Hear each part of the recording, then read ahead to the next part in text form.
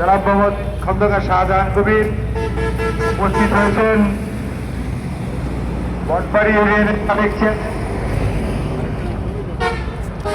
মুশারফ হোসেন জুয়েল, কানিয়ারি ইউনিয়নের সাবেক চেয়ারম্যান আলিমাল হাজি উজ্জ্বল, আর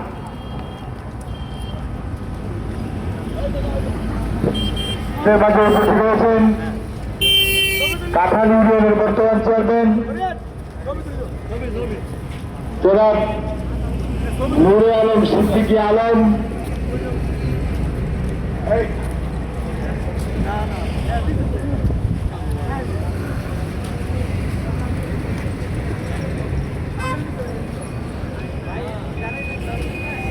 উপস্থিত আছেন আমাদের মধ্যে কলেজ শাখার সম্মানিত সভাপতি সায়েম, সাধারণ সম্পাদক আলামিন,